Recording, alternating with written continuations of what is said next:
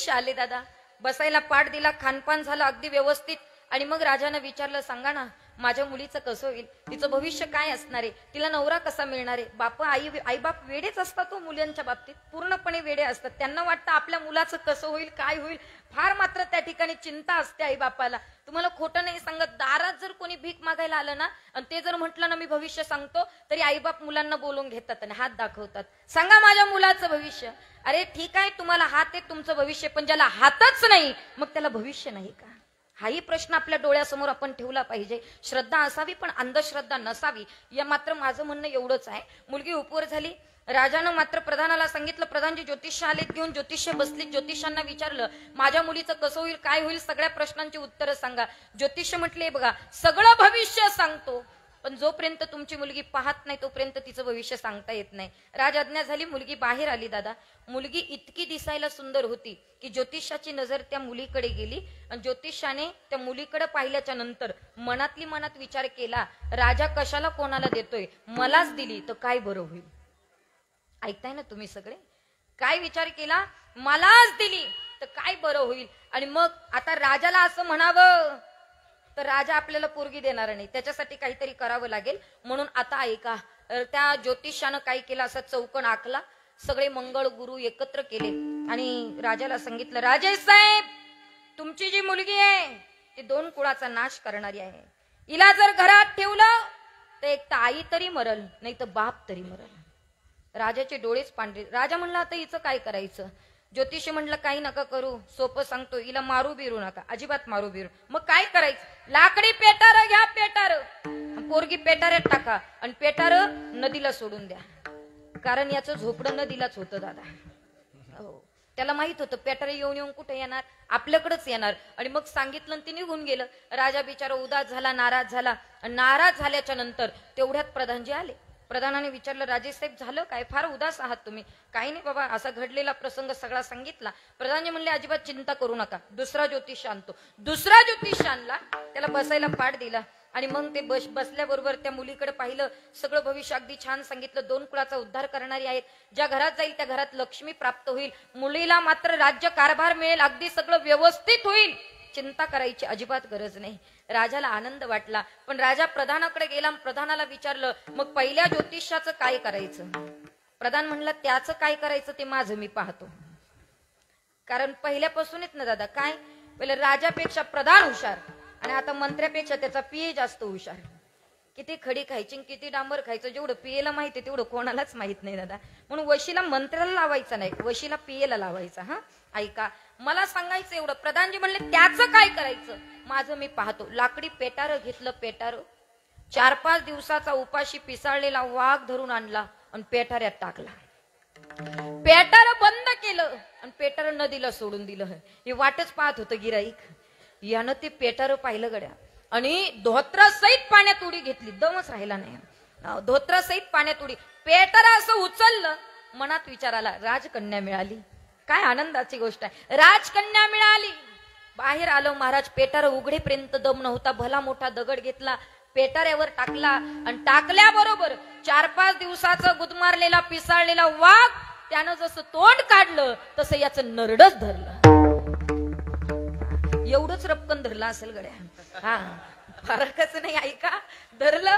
मला सांगायचं एकच आहे की याच्या मनानं चिंतन केलं होतं, मला राजकन्या मिळाली पाहिजे. याच्या प्रारब्धाने चिंतन केलं, याचा मृत्यू झाला पाहिजे. म्हणून राजकन्येन प्रसंगे व्याघ्र जटिल भक्षिता, म्हणून मनसा चिंतितम कार्य दैवम अन्यत्र चिंतये. महाराज म्हणतात, तुमचं मन काय चिंतन करतं याला महत्व नाही, तुमचं प्रारब्ध काय ठरवतं याला सगळ्यात जास्त महत्व आहे. म्हणून प्रारब्धावर अवलंबून येतो. आम्ही विनाकारण म्हणतो, तो श्रीमंत मी गरीब का, त्याच्याकडे एवढे पैसे का, माझ्याकडे का नाही. एक सांगू दादा, संपत्ती ही प्रारब्धावरच अवलंबून असते. कशावरून, ज्ञानोबारायची ओवी ऐका म्हणजे खरं पटेल. ज्ञानोबाराय म्हणतात, भाग्यचिनी भडसे उद्यमाचिनी मिसे, संपत्ती जाता पैसे घर रिगे. अन्न मन धान येतो प्रारब्धाधीन, येतो प्रारब्धाधीन, येतो प्रारब्धाधीन. अन्न मन धान येतो प्रारब्धाधीन, येतो प्रारब्धाधीन.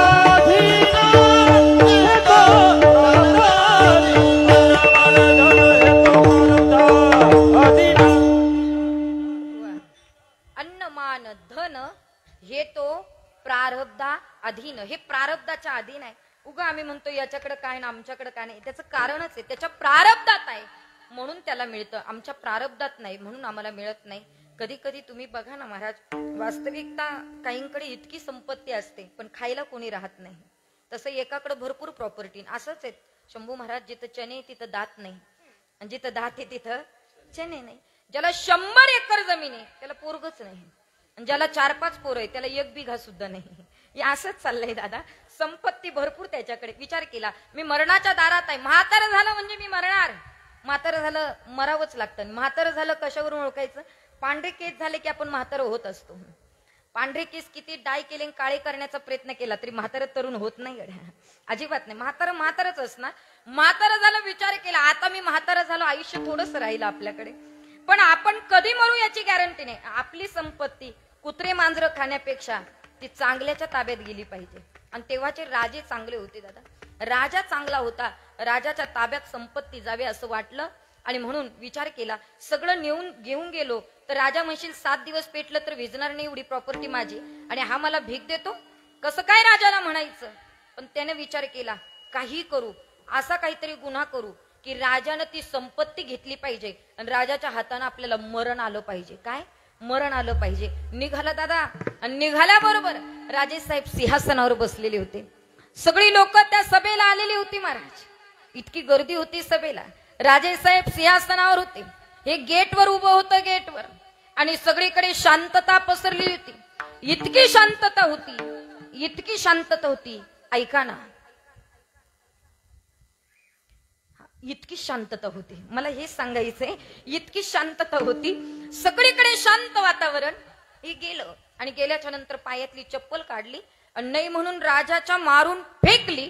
फेकल्याच्या नंतर राजाचा मुकुट खाली पडला.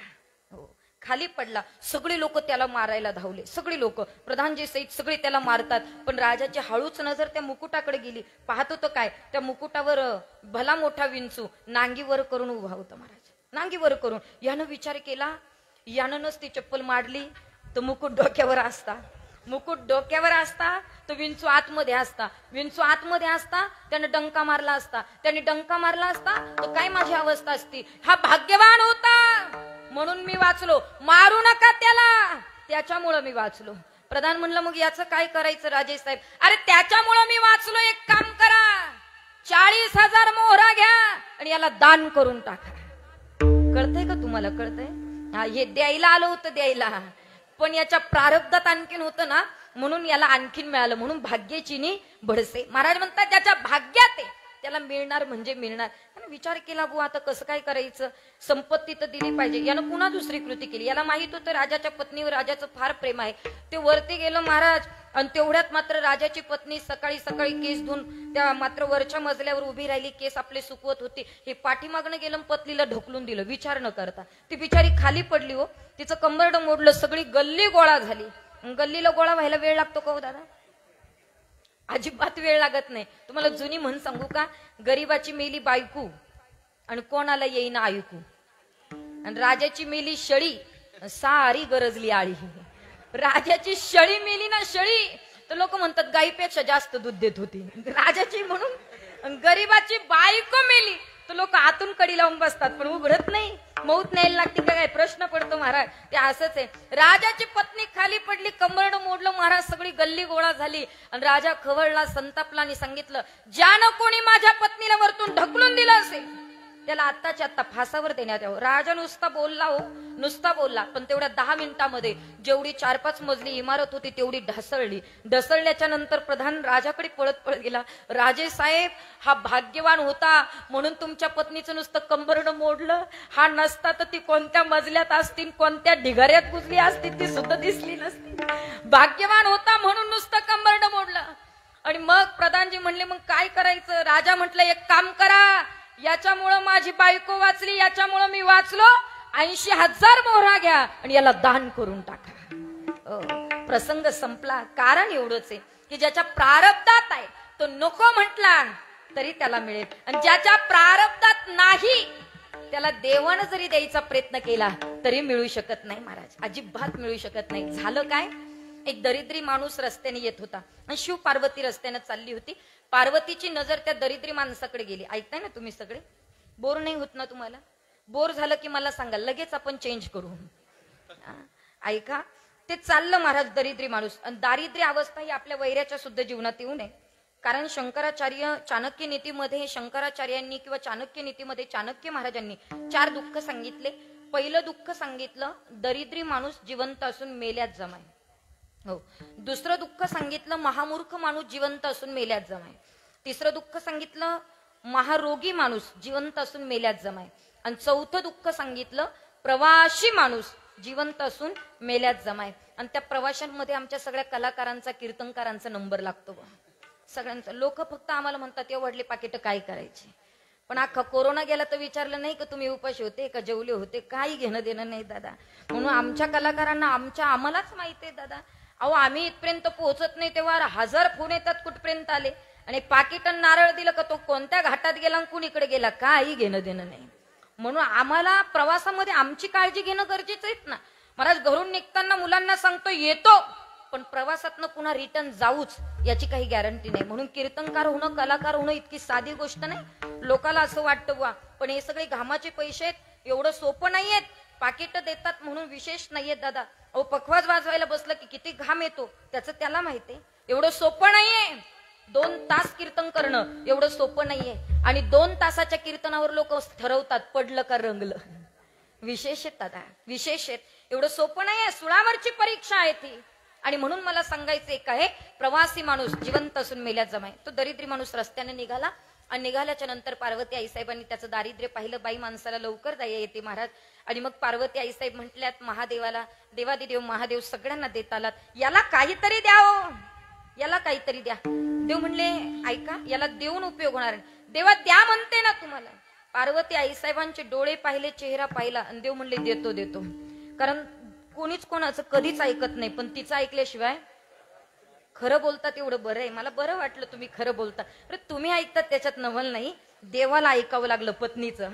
बायकोच ऐकलं आणि मोहरा भरलेला हंडा तो दरिद्री येत होता रस्त्याच्या मधोमध नेऊन ठेवला. ठेवल्याच्या नंतर पार्वती आईसाहेबांना वाटलं ते मोहरा पाहिल, हा श्रीमंत होईल आणि याचं दारिद्र्य जाईल. म्हणून रस्त्याच्या मधोमध ते तिकडनं चालत चालत आलं. याने मनातली मनात विचार केला, माझं तरी बरं आहे बुवा, पण आंधळी माणसं कसे चालत असतील.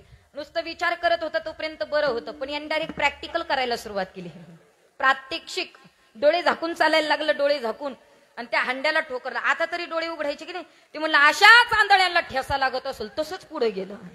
हांड्याकडे पाहिलं नाही. ज्ञानोबरायची ओवी ऐका, कैसे प्राप्तीची या वेळे निदैव आंधळेपणाचे डोहाळे. प्राप्तीची वेळ होती पण आंधळेपणाचं डोहाळं लागलं, कारण त्याच्या प्रारब्धात नव्हतं. म्हणून त्याला देवाने जरी दिलं तरी मिळणार नाही. मग आपल्या प्रारब्धात असेल तर आपल्याला मिळेल, आणि नसेल तर मिळू शकत नाही. मग जितकं प्रारब्धात आहे तितकं मिळेल. पण ऐका ना, आम्ही कायम प्रपंच, दुसऱ्याचा प्रपंच पाहून जर केला तर प्रपंचात समाधान मिळणार नाही. जेवढं आहे तेवढं आम्हाला मिळेल ना महाराज. महाराज म्हणतात, आलिया भोगासी असावे सादर. मात्र त्या ठिकाणी जसं देव ठेवेल तसं राहण्याचा प्रयत्न. समयासी सादर मागे, समयासी सादर मागे, समयासी सादर भागे, समयासी सादर भागे, समयासी सादर मागे. क्या बात है.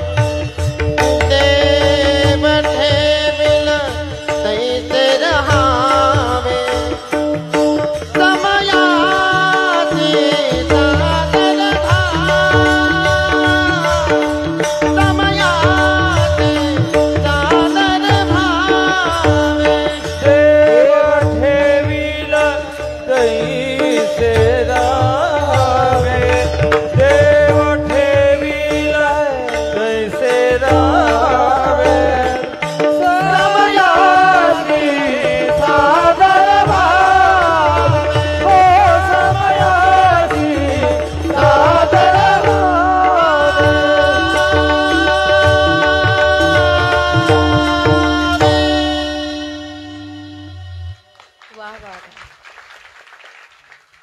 आमच्या किशोर महाराजांवर खरंच भगवंताने कृपाच केलेली आहेत महाराज.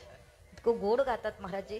समयासी सादर व्हावे देव ठेवील तैसे राहावे. म्हणजे ज्याला जसं राहता आलं ना दादा तो सुखी आहे. कायम दुसऱ्याचं प्रपंच पाहून दुसऱ्याची संपत्ती पाहून झुरत असेल ना उपयोग होत नाही ना महाराज त्याचा. मला एवढंच सांगायचंय की मात्र प्रपंचात आम्ही खाली पाहायचं म्हणजे काय आणि आम्ही वरती पाहतो म्हणजे काय. ऐका, सध्या ज्याची झोपडी आहे त्याला वाटतं माझं कौलाचं घर कधी होईल. ज्याचं कौलाचं घर आहे त्याला वाटतं सिमेंटचे पत्रे कधी टाकेल. ज्याचे पत्रे आहेत त्याला वाटतं स्लॅब कधी टाकेल. ज्याचा स्लॅब पडलाय त्याला वाटतं मी गाडी कधी घेईल.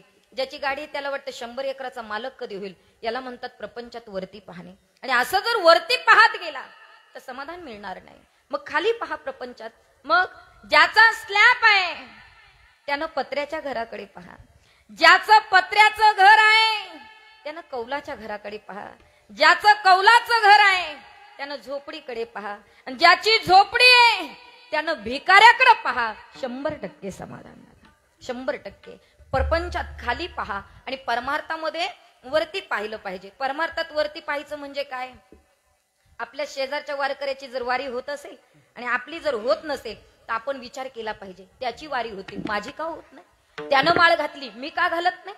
तो तुकोबारायांची साधना करतो मी का करत नाही. तो काकडा म्हणतो मी का करत नाही. मग माझा कधी काकडा पाठ होईल. माझा हरिपाठ कधी पाठ होईल. माझी गाथा कधी पाठ होईल. माझी गीता कधी पाठ होईल. मी ज्ञानेश्वरीचं पारायण कधी करेल. मी भगवंतापर्यंत कधी जाऊन पोहोचेल. तसं तुकोबाराय म्हणतात देवा माझ्यापेक्षा ज्येष्ठांना माझ्यापेक्षा साधूंना माझ्यापेक्षा संतांना ती दशा निर्माण झाली. ती दशा मला कधी निर्माण होईल हे महाराज अभंगाच्या कई ऐसी दशा येईल माझे अंगात. क्या बात आहे. कई ऐसी दशा येईल माझे अंगात. काही ऐसी दशा क्या बात आहे. येईल माझे अंगात. काही ऐसी दशा येईल माझे अंगात. कई ऐसी दशा येईल माझे अंगात. कई ऐसी दशा येईल माझे अंगात. काही ऐसी दशा वा वा. येईल माझे अंगात. काही ऐसी दशा येईल माझे अंगात. चित्त पांडुरंगा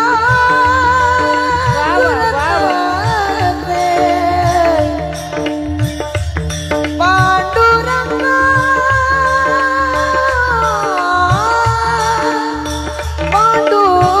पांडुरंगा माय बापा चित्त पांडुरंगा दूर करते. चित्त पांडुरंगा दूर करते. नाटभूमी देहा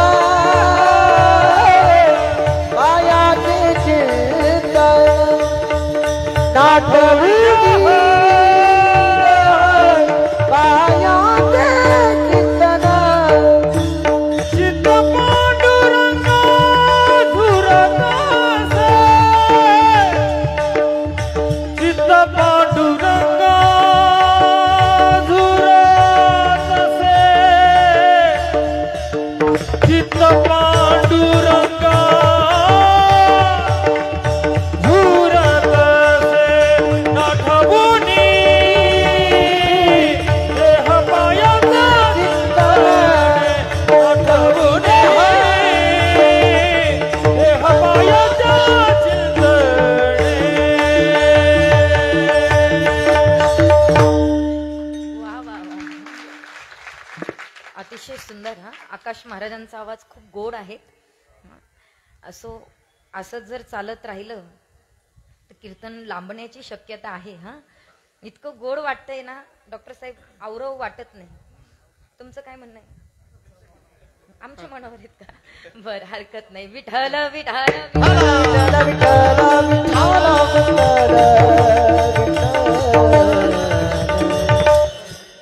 कै ऐसी दशा येईन माझे अंगा, चित्त पांडुरंगा झुरत असे. हे देवा, ती दशा मला कधी निर्माण होईल? ऐसी दशा म्हणजे नेमकी कशी दशा? हे बस खाली, कशाला उठतो रे?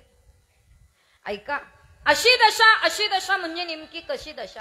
कशी दशा? ऐका जरा. जावे बुवा कोर्टाच्या कामाला निघाले दादा.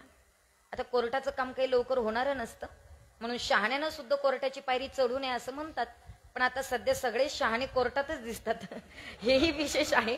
पण मला सांगायचं एवढंच आहे की मात्र त्या ठिकाणी निघाले जावई बुवा कोर्टाच्या कामाला. आणि निघाल्याच्या नंतर तेवढ्यात मात्र मध्ये सासूरवाडी लागली. जावायला असं वाटलं दिवस जाईल आपला, सासूरवाडीला जाऊ, 2 घास खाऊन मग पुढचं काम करू. सासूबाईकडे गेले आणि सासूबाईला सांगितलं, मामी जे लवकर होईल ना ते पटकन बनवा आणि पटकन मला 2 घास खायला द्या. आता लवकर काय बनवावं मामीला प्रश्न पडला, सासूला प्रश्न पडला. म्हणून तिनं बेसन पिठाचं धिरड केलं. धिरड माहिती का तुम्हाला? तुमच्याकडे धिरडच म्हणता ना? हा, बेसन पिठाचं धिरड केलं आणि त्याला वाढलं. त्याला ते इतकं आवडलं, दादा इतकं आवडलं. ते निघालं आणि निघाल्यानंतर ते असं म्हणतच निघालं, घरी गेलो का धिरड करायला सांगल, घरी गेलो का धिरड करायला सांगल, घरी गेलो का धिरड करायला सांगल. चालता चालता बोलतच गेलं आणि नेमकं कोर्टाचं काम झालं. आणि मग तिकडनं निघालं आणि मग येत ना, निघाल्याच्या नंतर सारखं म्हणायचं, मी ना अगदी मामीनं बनवलं होतं ना तसंच करायला सांगेल, मामीनं बनवलं होतं ना तसंच करायला सांगेल. आणि घरी आलं आणि घरी आल्याच्या नंतर बायकोला म्हणलं, आई जसं मामीने केलं होतं तसं कर. ती म्हणली, आहो तसं पण नेमकं काय करू ते तरी सांगा. ती म्हणलं, जास्त प्रश्न विचारू नको, वैतागून आलो, कोर्टाचं काम होतं, दिवसभर गेला, जास्त प्रश्न विचारू नको, पटकन कर. ती म्हणली, आहो काय करू ते तरी सांगा. ती म्हणलं, जास्त रागवायला लावू नको, इतकं संतपलं दादा, इतकं शिव्या द्यायला लागलं. ती म्हणलं, पटकन कर सांगितलं. आणि ती म्हणली, आहो पण नेमकं काय करू ते सांग, तेवढ्यात मात्र सांगा. तेवढ्यात तर म्हटलं, तुला सांगितलं वैताग देऊ नको. इतकं मारायला लागला महाराज, इतकं मारायला लागला त्या बायकोला. ती आरडा ओरड करायला लागली. शेजारची म्हातारी पळतच आली, नेमकं काय झालं म्हणून पाहिला. म्हातारी पळत आली आणि पळत आल्याच्या नंतर त्या मुलीला मारलेलं पाहिलं. सगळीकडे लाल वळ उठलेले होते महाराज. आणि तिच्या पाठीकडे पाहिलं आणि ती मग तर त्या नवऱ्याला म्हटली, अरे मेल्या, पार पुरीला मारून मारून पाठीचं धिरड केलं ना, धिरड. हा, तेच करतेच. हा, ऐसी दशा म्हणजे नेमकी कशी दशा? हे देवा, मला ती दशा निर्माण होऊ दे. नेमकी कोणती दशा? माझं चित्त आहे ना देवा, तुझ्या चरणापाशी झुरू दे. हे बघा, माणसं झुरतात पण दुसऱ्याचे पाकिट पाहून झुरतात. काय उपयोग आहे? नाही, मला वाटतं माणसाने झुरलं पाहिजे.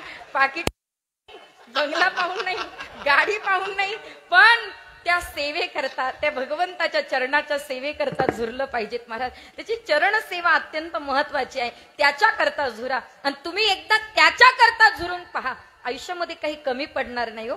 एकदा त्याच्या करता चालून पहा महाराज, आयुष्यात कधी काही कमी पडणार नाही. मी नेहमी सांगत असते, किती झुरावत महाराज. एखादी 70 ओलांडलेल्या म्हाताऱ्या माणसाने वारी कधी सोडली नाही आणि अचानक त्याची वारीमध्ये व्यत्यय आला महाराज. आणि अचानक त्याची वारी राहून गेली ना, ते कोपऱ्यात बसतं, झुरून झुरून रडतं. त्याला म्हणतात, त्याची चित्त मात्र पांडुरंगाच्या चरणापाशी झुरतोय महाराज. मला सांगायचं एवढंच आहे की आपण झुरावं, पण त्याच्या सेवेसाठी झुरलं पाहिजे. महिला मंडळ, कधी जर गेलात ना, त्याच्याकरता का झुरायचं याचं एकमेव कारण आहे, कारण त्याला आपली खूप काळजी आहे. त्याला खूप काळजी. या जगामध्ये आपलं कोणी नाही. आपला भ्रम आहे की सगळे आपले आहेत, पण मला एवढंच सांगायचंय की त्याच्या करता झुरा. का?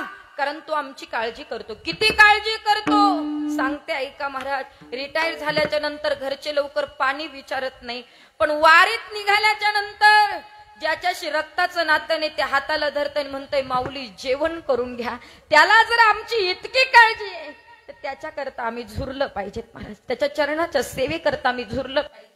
अरे मजल दर मजल करत करत करत करत त्या पांडुरंगाकडे गेला ना महाराज. आणि पांडुरंगाचा चेहरा पाहिला, त्याचे चरण पाहिले, कळस पाहिलात ना महाराज, की मन अगदी आनंदी होतं. थकवा कुठं जातो कळत नाही महाराज. आणि मग निष्ठावान वारकरी झुरतो देवा. अरे महिना कसा गेला काही कळालं नाही देवा. महिनाभर प्रवास केला काही कळालं नाही देवा.